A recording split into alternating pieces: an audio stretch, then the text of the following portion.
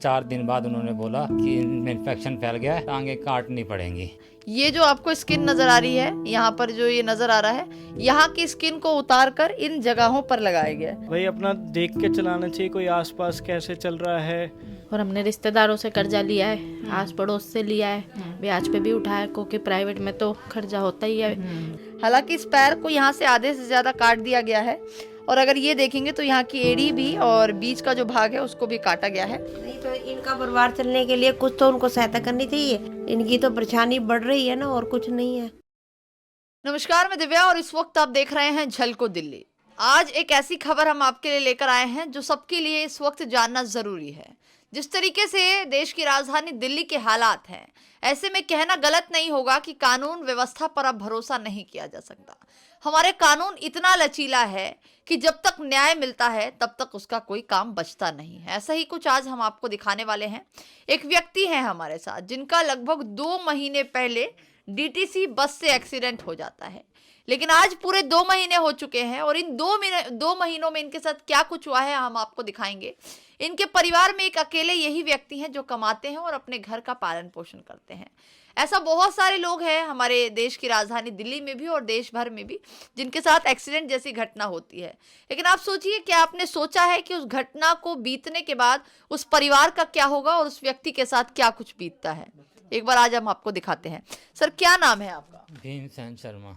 ये कितने तारीख की बात है, क्या कुछ होता है? ये 10 तारीख की बात है, पिछले 2 महीने पहले, जब काम ख़त्म करके मैं घर जा रहा था तो रास्ते में पीछे से डीटीसी बस वाले ने टक्कर मार दी, जिसके बाद मेरी गाड़ी गिर गई। स्कूटी पे हाँ, स्कूटी से घर जा रहा था। हाँ। उसके बाद गिर गई।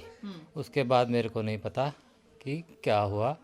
उसके बाद 3 लोग आए जिन्होंने मुझे दीनदयाल हॉस्पिटल में एडमिट कराया। एक्सीडेंट होने के बाद जैसे आपने बताया उस समय तो दौरान आप बेहोश हो गए, आपको कुछ पता नहीं चल पाया, 3 लोग आपको अस्पताल ले गए। उस समय क्या कुछ हुआ? उसके बाद उन्होंने वही है इलाज का शुरू किया, लेकिन 4 दिन बाद उन्होंने बोला कि इनमें इन्फेक्शन फैल गया है, टांगे काटनी पड़ेंगी। तो फिर आपने क्या सोचा? उसके बाद फिर मेरे घर वालों ने डिसीजन लिया कि हमें टांगे नहीं कटानी, बचानी है, इसलिए प्राइवेट ले गए। प्राइवेट ले गए। आपके कितने बच्चे हैं? मेरे 3 बच्चे। तीनों बच्चों को पढ़ाना लिखाना पूरे परिवार का सिर्फ अकेले आप ही देखते थे? तो देखिए, अभी इनकी हम कंडीशन दिखा देते हैं एक बार आपको, कि एक व्यक्ति जो अच्छा कमाते हैं, अपना घर को परिवार को किसी भी तरीके से चला रहे थे और अचानक से उस व्यक्ति के साथ ऐसी एक दुर्घटना हो जाए जिसके बाद सब कुछ खराब हो जाए। अब आप देखिए, इनका जो पैर है ये यहाँ से पूरा डैमेज हो चुका है, और ये जो आपको स्किन नज़र आ रही है, यहाँ पर जो ये नज़र आ रहा है, यहाँ की स्किन को उतार कर इन जगहों पर लगाया गया है।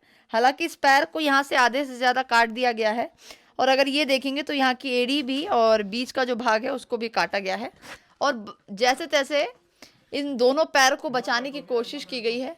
और आप देखिए, अभी जो है वो थोड़े भावुक हो गए हैं। आप इनकी पत्नी हैं, क्या कुछ बताएंगे उन दौरान 2 महीनों में क्या कुछ हुआ? 2 महीनों में मैं तो इनके साथ ही रही हूँ, और हमने रिश्तेदारों से कर्जा लिया है, आस पड़ोस से लिया है, ब्याज पे भी उठाया है, क्योंकि प्राइवेट में तो खर्चा होता ही है। टॉपर्स बेचे है घर का खर्चा करने के लिए। अभी तो इनका ही मैं कर रही हूँ। आप ही देख रही हैं? आप भी वर्किंग हैं या फिर हाउसवाइफ? हाउसवाइफ। तो अब कैसे क्या होगा, मतलब अभी केस का कुछ किया है आपने? कोर्ट केस करा है, लेकिन पुलिस वाला अभी हमारा कागज आगे नहीं कर रहा है। वकील भी कर रखा है हमने, लेकिन केस नहीं आगे हमारा हो रहा, ना केस फाइल हुआ है, ना अभी तक इनका कुछ वकील आके लेके गया है साइन वगैरह, या केस आगे करे।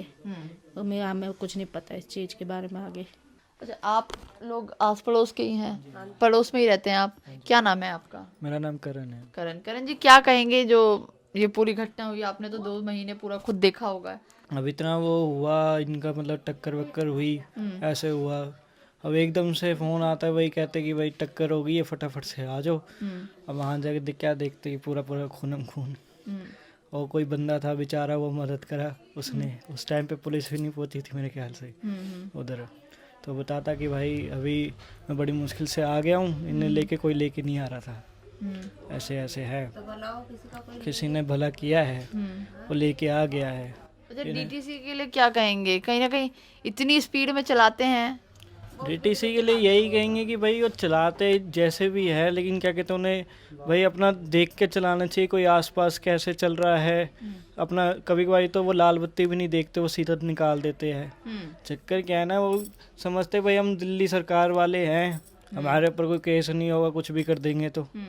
अब वही चक्कर है। अब इन्होंने केस जैसे ये कह रहे बताया फाइल की है, भाई तो आगे नहीं बढ़ रही, तो कुछ तो झोल होगा बीच में। नहीं तो इनका परिवार चलने के लिए कुछ तो उनको सहायता करनी चाहिए, या इनको नौकरी सरकारी कोई, या आजकल निकली पड़ी है बसों में, इनको दिला दें को तो इनका घर परिवार चल जाए। बड़ा मुश्किल है, नहीं तो घर परिवार चलना, या इनकी सहायता करे कोई, करने के लिए कोई आगे नहीं आता। देखिए बिल्कुल सही बात है कि जिस तरीके से हर व्यक्ति को आगे का नहीं पता होता कि जब वो बाहर जा रहा है उसके साथ क्या कुछ हो जाए, इस तरीके से भानु जी ने भी नहीं सोचा था कि जब वो शाम को घर जल्दी आएंगे तो रास्ते में स्कूटी से ही आते हुए पीछे से ही कोई डीटीसी वाला इतनी तेज टक्कर मारेगा कि इनके दोनों पैर पूरी तरीके से डैमेज हो जाएंगे। और कुछ इसी तरीके से इनके साथ एक इतनी बड़ी घटना घट गई। और अब सोचिए कि 3 छोटे छोटे बच्चे हैं, और जिस तरीके से ये मामले सामने आते हैं जिसमें सरकारी बसें जो हैं, दिल्ली सरकार की तरफ से जो बसों को चलाया जाता है, वो रोजाना कभी रेड लाइट तोड़ती नजर आती हैं, कभी उनकी वजह से इतने सारे लोग सड़क दुर्घटना के शिकार होते हैं, लेकिन उनके परिवार को कोई मुआवजा या फिर उनको कोई सहायता नहीं दी जाती। जो आज इनके साथ हुआ है, इनके दोनों पैर देखिए कितनी बुरी कंडीशन में है इस वक्त। यहाँ के जो मांस है, जो यहाँ का स्किन है, उसको तक उतारना पड़ा है और उसको उतार कर इस जगह पर लगाना पड़ा है।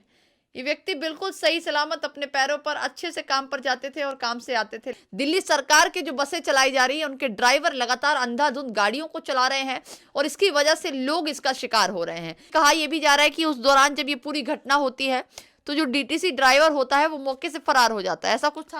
हाँ जी, भाग गया बस था। छोड़ के भाग गया था। बस छोड़ के मैंने भाग भी गया। वही छोड़ गया था, बस भी छोड़ के चला गया था। पुलिस वाले जाके लेके आए जगह से, बस भी और स्कूटी भी इनकी, बाद में वही छोड़ के भाग गया वो इनको। अच्छा, आप लोगों को तो पता चला था? हाँ जी, हमें पता लगा था। हम तो ये कहते हैं, अंकल आंटी ने हमें बताया था कि भाई 500 रुपये के लिए, महज 500 रुपये के लिए पीछे वो डेली जाते थे काम पे, और बुखार था उन्हें, इनफैक्ट क्या कहते फिर भी वो जाते थे। ठीक है भाई, उन्होंने घर अपना चलाना है। अभी कंडीशन 2 महीने में धीरे धीरे हालत सुधरी है, लेकिन इसकी हालत अभी भी ऐसे ही है। और अभी रोज इनकी ड्रेसिंग होती है, रोज इसकी पट्टी हफ्ते में 2 बार उतरती है, चढ़ती है। और ये अब इस वक्त जो इलाज है वो प्राइवेट हॉस्पिटल में करा रहे हैं। ये जो इस तरीके से अभी पूरा निकल के बाहर आ रहा है पूरा, ये दर्द भी होता है अभी? हल्का खर्चाव पड़ता है, दर्द होता है, दवाई वगैरह लगाते हैं तब भी दर्द होता है। तो कहीं ना कहीं देखिए, इस पूरे मामले पर कार्रवाई होनी चाहिए। इस केस के आईओ का नाम है इंद्रपाल सिंह, और अभी तक उनके द्वारा सिर्फ और सिर्फ इस पूरे मामले को टाला जा रहा है। आपको ये भी बता देते हैं ये केस हुआ कहाँ था। ये पूरी घटना हुई थी मायापुरी के पास। तो ये जो मामला है वो मायापुरी थाने में दर्ज है, और इस केस को लगभग 2 महीने से इंद्रपाल सिंह ही देख रहे हैं, वो इस केस के आईओ हैं, लेकिन उनकी तरफ से कोई कार्रवाई नहीं की जा रही है। इस केस को कोर्ट तक भी नहीं भेजा गया है। तो कहीं ना कहीं कार्रवाई होनी चाहिए ऐसे आईओ के खिलाफ भी, ऐसे कानून व्यवस्था में बैठे बड़े अधिकारियों के खिलाफ भी, जो सिर्फ और सिर्फ केस को वहीं तक रखे हुए हैं, उस केस को आगे नहीं बढ़ा रहे हैं।